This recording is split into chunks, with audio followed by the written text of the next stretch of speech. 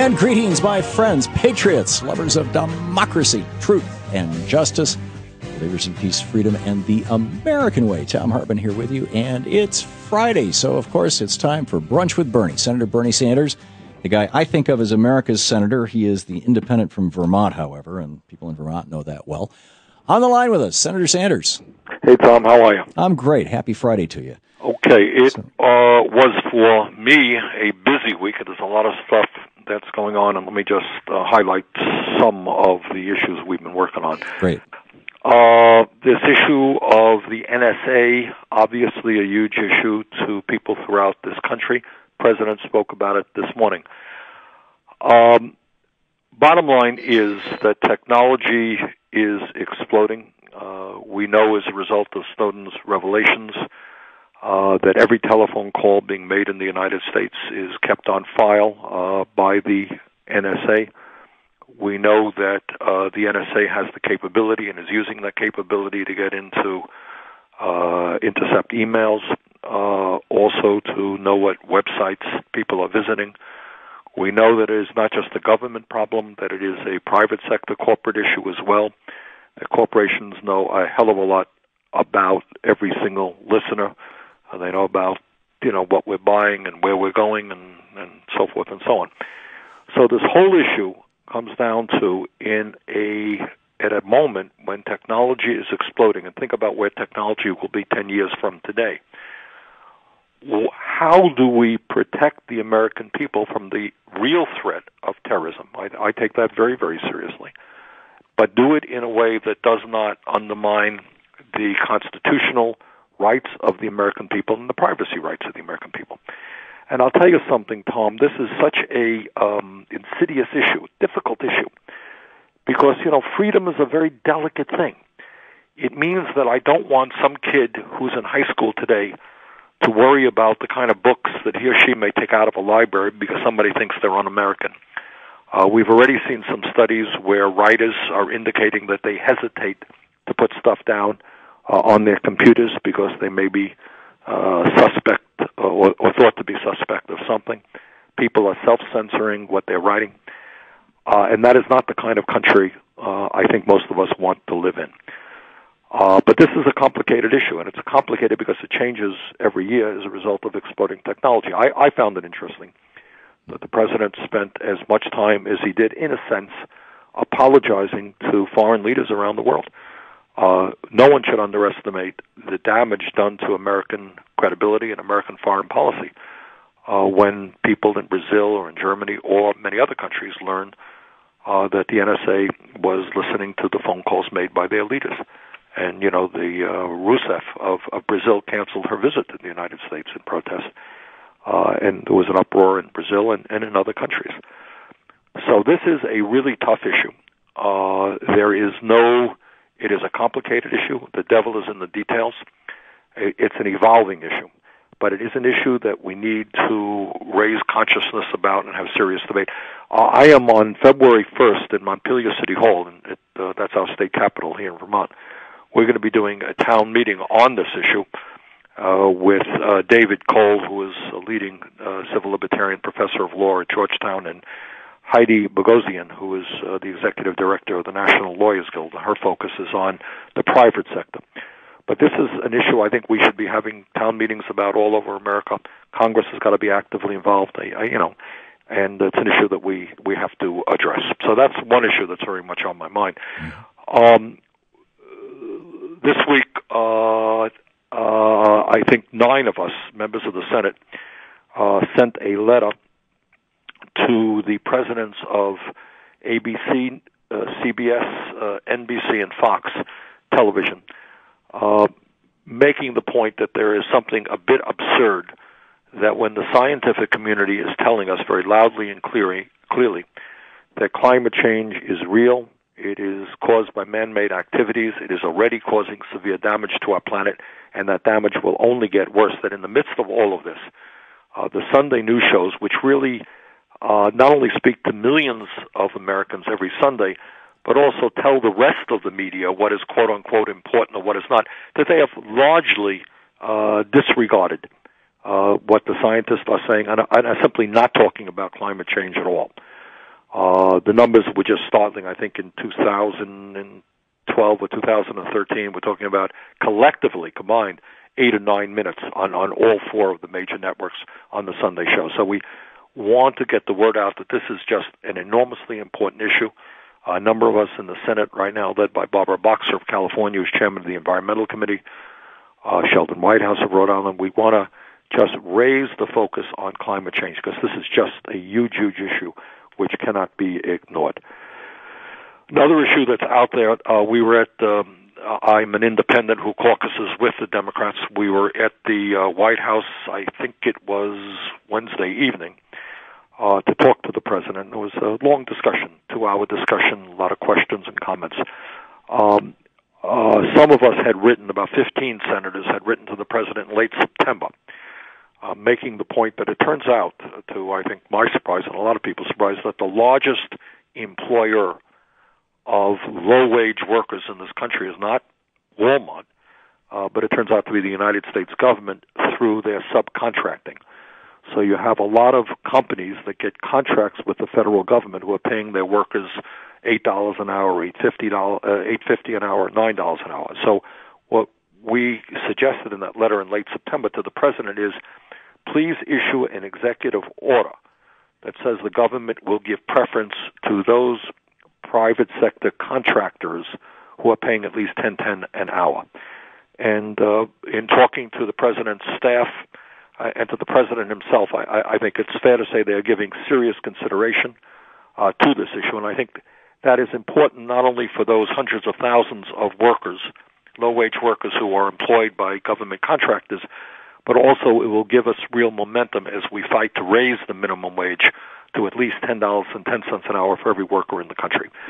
So the fight to raise the minimum wage, to have the president do what he can do in terms of an executive order for government contractors is something that we are working on.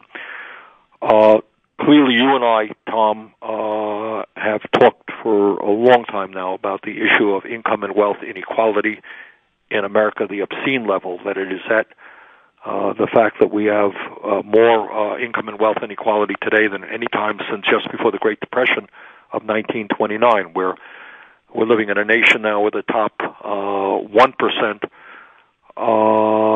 owns 38% of the financial wealth of America, while the bottom 60% owns 2.3% of the wealth, where in recent years 95% of all new income went to the top 1%. Well, there was a hearing on the Senate on this issue. Robert Reich, that many people may know of, he used to be Secretary of Labor, now a professor at, I think, University of California at Berkeley, did a really good job talking about what that, not only the unfairness of this huge amount of inequality, but also what it does to the ongoing day-to-day functioning of the economy. And that is that if millions of people don't have enough money to buy the goods and services that they need, that slows down the economy in a very significant way. That you can't grow the economy unless you have consumers spending money. And when consumers spend money, companies grow to provide the services and the products that consumers need. But without that consumer consumption, you're not going to see growth in the economy in any significant way. And Reich made that point, I think, very profoundly. And so those are some of the issues that we've been dealing with last week. Great. We will be back. It's our Brunch with Bernie hour. Senator Bernie Sanders on the line with us. We'll be back with your calls for Senator Sanders in just a moment. 15 minutes past.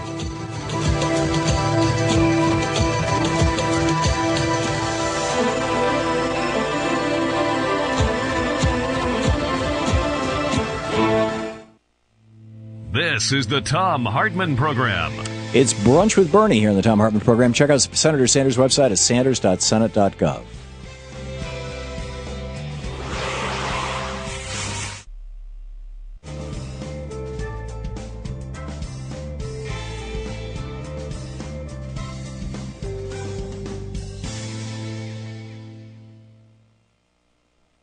And welcome back. Middleton in Ona, West Virginia. You are on the air with Senator Sanders. Hello, Senator Sanders. Yes. This is Middleton Hunt, and I was calling about, you're an advocate of Medicare and Social Security. I've got a serious problem that I'm one of many people on Medicare with a supplement. Did you know that they can deny you for pre-existing conditions if you want to switch from the company that you already have that they gave you when you first signed up? But if you want to switch because of a cheaper price at another company, they have the right to deny you coverage because of pre-existing conditions. I sent you my 2 letters that I got for the denial and a little sheet that describes what happened. And this is a serious problem for everybody on Medicare. It's not just me. It's the millions on Medicare. Are you aware of this problem? Actually, I was not aware of that problem, and I thank you for telling me about it. Have you been in touch with your representatives? Oh, yes, I got them working on it, but I've been sending it to Harry Reid, several senators, and even representatives trying to get somebody to bring it up. You know, it's been buried for years. Okay. Well, thank you very much for raising the issue. Thank you, Milton. Let's see here. Alan, watching Free Speech TV in Jackson, Tennessee. You're on the air with Senator Sanders. Hello, Senator Sanders. How you doing this morning? I'm great. Or this afternoon, excuse me.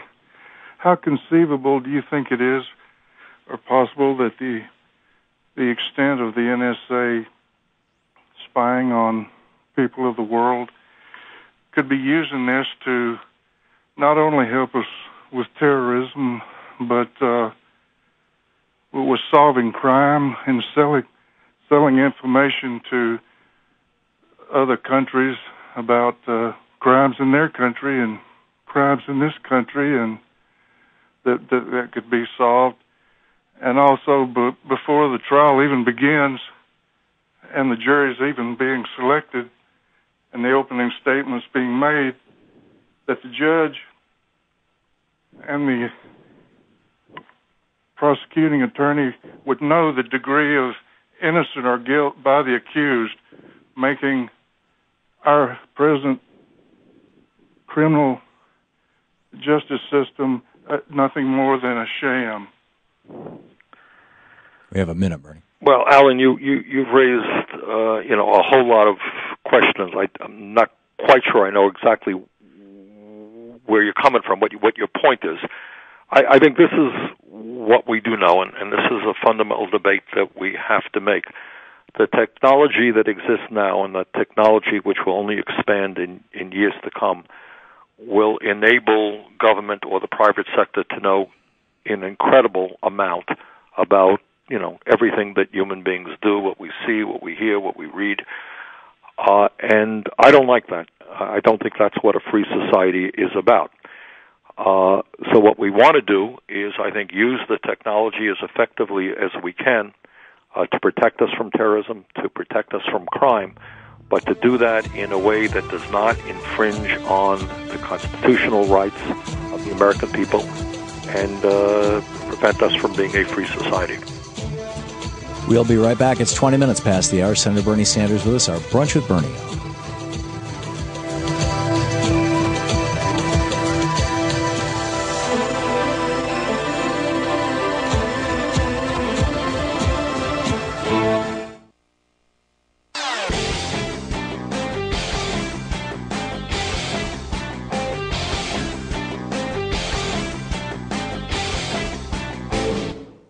This portion of the Thom Hartmann Program is underwritten in part by Carbonite.com, Stamps.com, and EdisonFactor.com.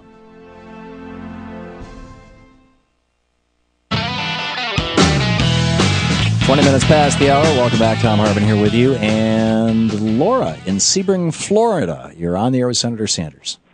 Hi, Tom. Thanks, Senator. I have a question about the TPP. When are the American people going to get a voice in this?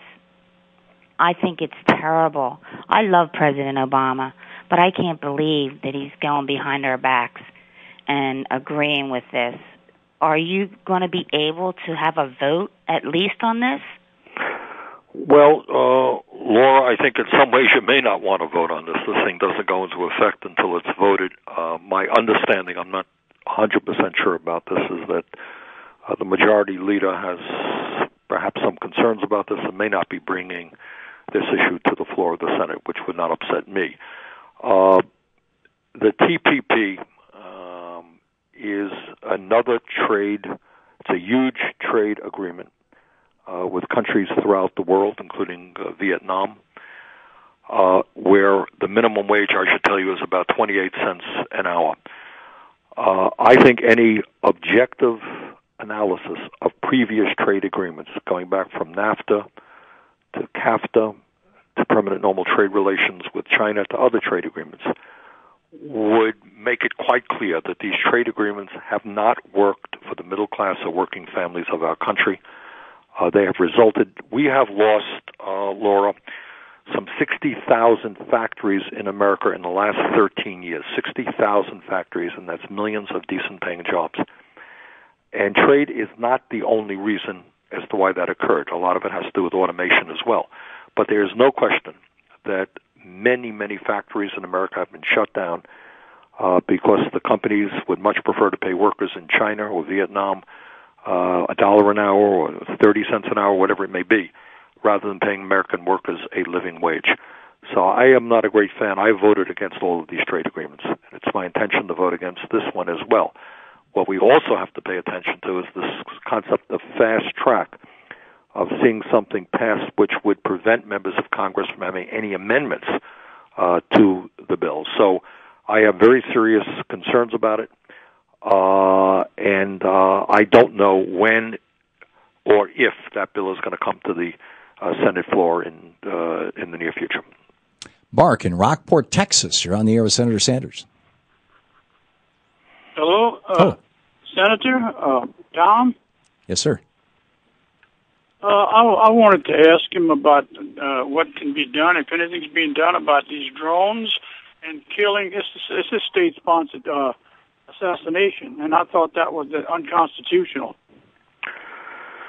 I think, Mark, there is evidence, especially in Afghanistan, that these drones have killed innocent men, women, and children.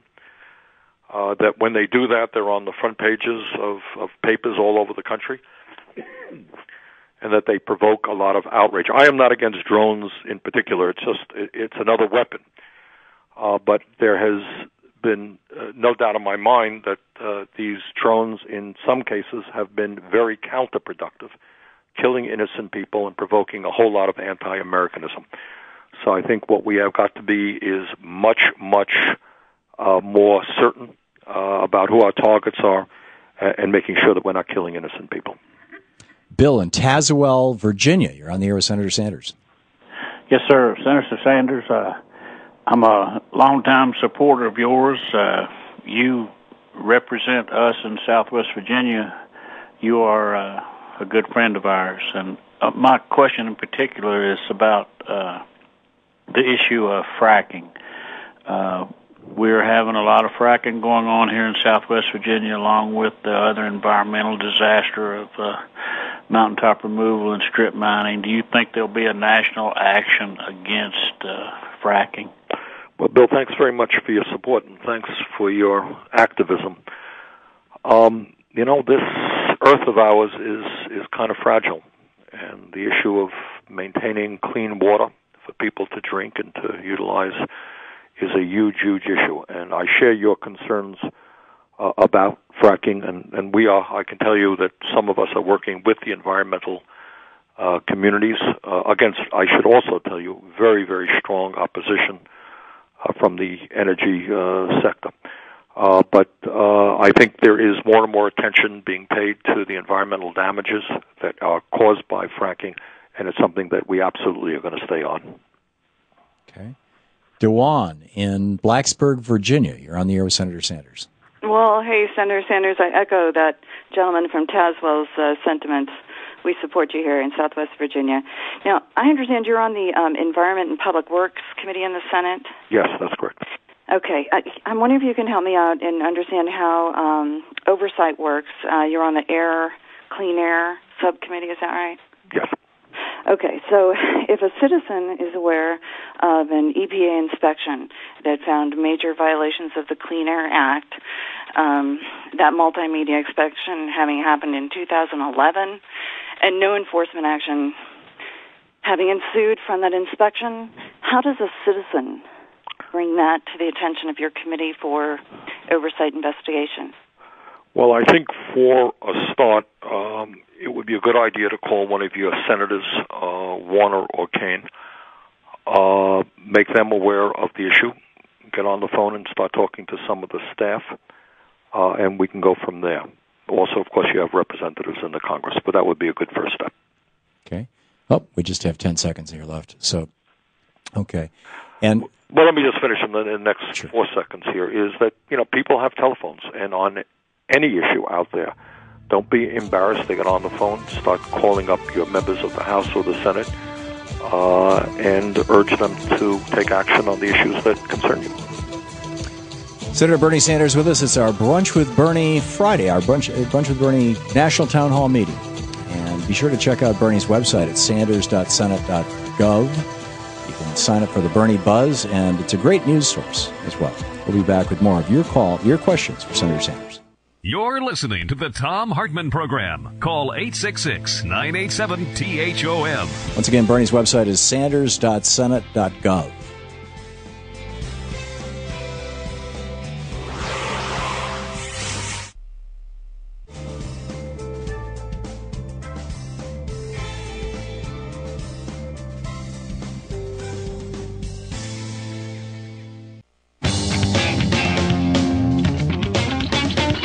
28 minutes before the hour here on your media support group for We the People, the Thom Hartmann Program. It's our Brunch with Bernie hour. Senator Bernie Sanders on the line with you, taking your calls.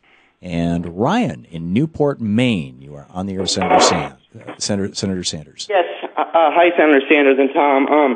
I just had a quick question. I understand the history of the individual mandate is a bipartisan one. I mean, as I understand it, it goes back to Nixon. Carter proposed something similar. H.W. Bush, Clinton, Bob Dole, et cetera.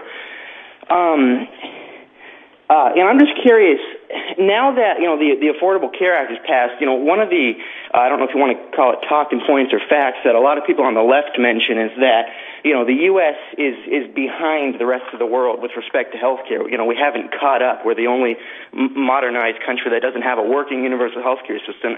And I'm just wondering, now that, most of Obamacare is in effect as of the new year, does that still apply? I mean, can we say, at least in some way, we're caught up? Because I understand, Switzerland and Germany, they have working health care systems, and they have pretty similar systems that are more or less like, Obamacare. They have an individual mandate and subsidies and an employer mandate. I think it would not be really fair to say that we have caught up with most of the other industrialized countries. Each country around the world, major country, has different systems. I don't think there are any two countries that have exactly the same systems. But this is what virtually all of them do, whether it is the UK, whether it is Scandinavia, whether it's Canada. For a start, that if you're a citizen of that country, you have health care as a right, R-I-G-H-T. In the United States, that's certainly not the case. Their health care systems are universal, i.e. covering all of their people. Even with the Affordable Care Act, we're going to have, I'm guessing, at least 20 million people who have no health insurance today. But furthermore, you're going to still have many people who, while they do have some insurance, it could be catastrophic insurance, it could be kind of weak insurance, could still have high deductibles and high co-payments. Furthermore, compared to the rest of the world, we will, while by the way, we are beginning to, what we call is lower the cost curve. In other words, where healthcare costs used to soar, they are going up, but much less than they used to, and that's good news. Having said that, we're still spending almost twice as much per capita on healthcare, in my view, because private health insurance companies still continue to play a very significant role in the healthcare system, notwithstanding the Affordable Care Act. Other countries do not have private for-profit health insurance companies playing a relevant role. So I think what you can say, Ryan, is the Affordable Care Act will provide health insurance to many millions more Americans, through the exchanges and through Medicaid. We think it may be having some impact in lowering the soaring cost of health care in this country. But I don't think it's fair to say that we are anywhere near where many other countries are. Ashes in Palatine, Illinois. You're on the air with Senator Sanders. Hi, Senator. Hi, Tom. Hi. My question is, can the senator comment on how the long-term unemployed get stigmatized because whenever they go into interviews, the managers say that there's a reason that you're long-term unemployed because of your skills and qualifications. Well, thank you for that question, Ashes. You're touching on a very profound and important issue facing our country today, and that is that while the economy is making modest improvements, and let's not forget that 5.5 years ago, we were losing hundreds of thousands of jobs a month. Now we're making, we're gaining a few 100,000 jobs, nowhere near enough. And real unemployment today, as opposed to official unemployment, real unemployment, including those people who have given up looking for work or those people who are working part-time when they want to work full-time, is 13%. Youth unemployment is 20%. Now, Ashes touches on one of the real serious problems of the current economy, and that is that long-term unemployment today is at record-breaking levels. That means that something like 37% of the people of unemployed workers are long-term unemployed. That means they haven't found a job in 6-month period, and that is very, very devastating. Ashes says, is there prejudice against those people? Say, if I'm unemployed for a year and I walk in for a job, might an employer say, well, what's wrong with this person? Why haven't they found a job? Why have they been unemployed so long? And the answer is, according to some studies that I have read, the answer is yes. Employers are prejudiced. They would rather hire somebody who's just out of school or somebody who maybe just recently lost a job. So there is that prejudice, and I think that's unfair because we know there are parts of this country where it's just very, very hard for a worker to find a job. So I hope we can overcome that prejudice. I hope, equally important, we can get our Republican friends to work with us to extend unemployment benefits to the long-term unemployed. That is an issue we have been wrestling with in the last couple of weeks. We have not gotten the support that we need from the Republicans yet. I hope that we will, because you have 1.3 million people out there who have lost long-term unemployed workers who have lost their benefits. They're struggling right now. They need help. Thank you. Robert in Denver, you're on the air with Senator Sanders. Hello, Senator Sanders. I'd like for you to know that you're my most favorite senator here in the U.S., and I wish we had more like you. The reason why I'm calling is to talk about the right to die with dignity. My death is imminent. I have just a few more months left, and yet I do not have the right to die in a dignified way. And it's just really upsetting what I'm finding out here in Colorado. I have neighbors to the south of me, New Mexico, now that have the right to live in their lives legally, as well as Montana above me, and just out to the west, Washington and Oregon have the same rights, but yet I will have to end my life illegally and in a manner that's not so nice. And I want to know what we can do to get the same rights for everybody here in the United States and Colorado. Well, Robert, obviously you're raising a very, very sensitive issue. I'm sorry to hear about your condition. This is an issue being debated in my state and states all over the country. I tend to agree with you that people do have the right to end their lives with dignity. There are other people who disagree. What I can say is that I think on this issue we have made significant progress in recent years. And there are states who are moving forward in a way that I think, as you've indicated, that you are approving of. And that's what sometimes ideas that are out there take time to catch on. So I wish you the best of luck in your remaining time. But this is an issue that I think is making progress. Rick in Osceola, Iowa. You're on the air with Senator Sanders. Thank you. Hi, Senator Sanders, and thank you for everything that you do. Thank you, Rick. Hey, I'm be turning 65 years old this year, and I'm going on Medicare, and I see that I got to buy this supplement. Well, and you got to buy it from the private agency. Why can't I just buy it from ourselves, from the government, and pay this 20% and feed back into the pool that keeps feeding us? Because over the years, you have had folks who have tried to dilute Medicare.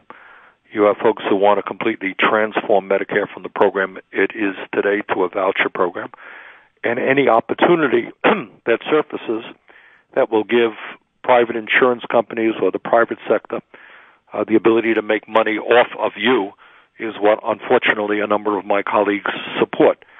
What you are raising is not a similar question that a caller from Maine raised a few minutes ago, and the status of the American healthcare system compared to the rest of the world. My own view is that we should join the rest of the industrialized world to a national healthcare program, a Medicare for all, a strong Medicare for all, which guarantees people not only with healthcare, make a strong effort at disease prevention, but also make sure that prescription drugs are available to people either in an affordable way or free for those people who don't have a whole lot of money. But there is enormous opposition to these ideas from the private insurance companies, which make zillions of dollars off of human suffering, from the drug companies who charge us the highest prices in the industrialized world, in the world, and from medical equipment suppliers who are also there to make as much money as they can. So the great issue in healthcare is not complicated. Is do we move forward, as much of the rest of the world has done, to create a healthcare system which provides high quality to everybody as a right, and that we do it in a cost-effective way? That would be my goal. Or do we do it in a way that enables the private sector, insurance companies, drug companies, and others to make huge amounts of money off of human sickness? And that's the debate that is ongoing. Bernie, we just have 15 seconds. Has anybody ever proposed that the government come up with basically a public option for that Medicare supplement? I suspect that people have, but basically the broader issue is, do we have a healthcare system which guarantees all basic healthcare needs to our people? We have introduced a single-payer Medicare for all program to do just that. That would be it. Senator Bernie Sanders with us. It's our Brunch with Bernie hour here on the Thom Hartmann Program. We'll be back with more of your calls for Bernie in just a moment. Be sure to check out Senator Sanders' website. It's sanders.senate.gov. And over there on that website, you can find a great news source. Plus, you can sign up for the Bernie Buzz, Bernie's news. You're listening to the Thom Hartmann Program. Visit ThomHartmann.com for audio and video archives. And, of course, over at ThomHartmann.com, you can check out our live free chat room, which is rolling right along right now. We'll be right back.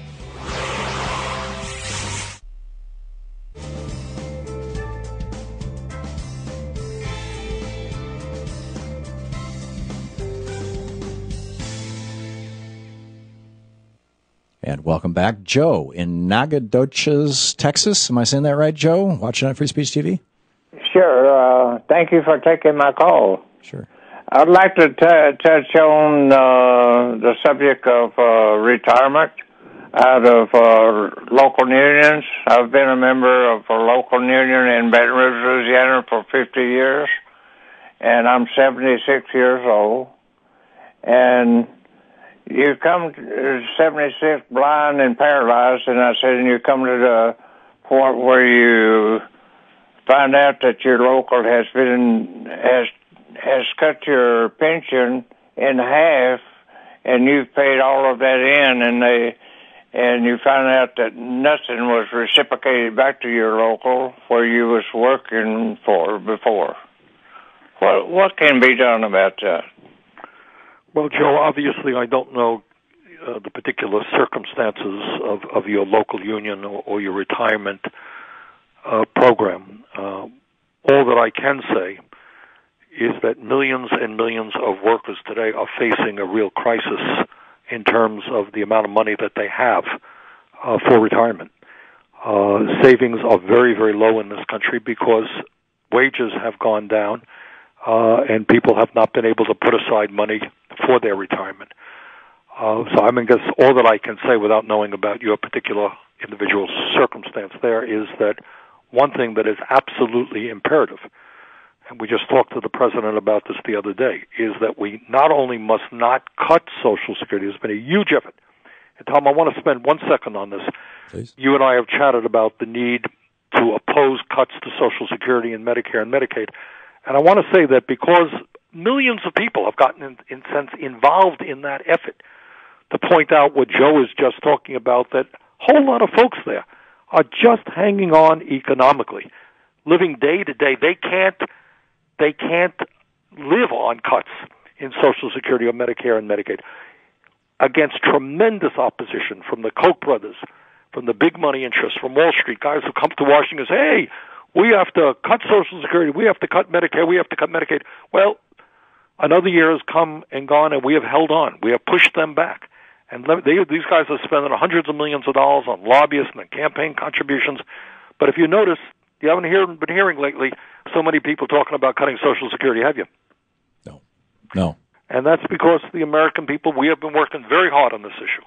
Number of us in Congress and the American people have stood very strongly to pick up what Joe is talking about. It's so many people are hurting. They just can't accept and live on reduced health care benefits or reduced retirement benefits in Social Security. It's a great accomplishment. It really is, and you know, it's an ongoing war that we're having. You remember a couple of years ago, Simpson and Bowles and everybody. Isn't it a great idea? Yeah. We're going to do quote unquote entitlement reform, and what's a little bit of cut? So we cut a few $100s a year off some old person. That's not a problem. Or a disabled vet, not a problem. Well, it's thousands of dollars in the lifetime of a person, and some of us have worked very hard on that issue. We work with progressive groups all over the country, submitted a petition with 700,000 names. 700,000 names in a pretty short period of time. So we beat them back again. But this is an ongoing struggle because there are folks out there who do want to cut Social Security, Medicare, and Medicaid. We must prevent them from doing that. Yeah, billionaires like Pete Peterson and whatnot. It's amazing. Senator Sanders is taking your calls. It's our Brunch with Bernie hour. We'll be back with more of Senator Sanders in just a second.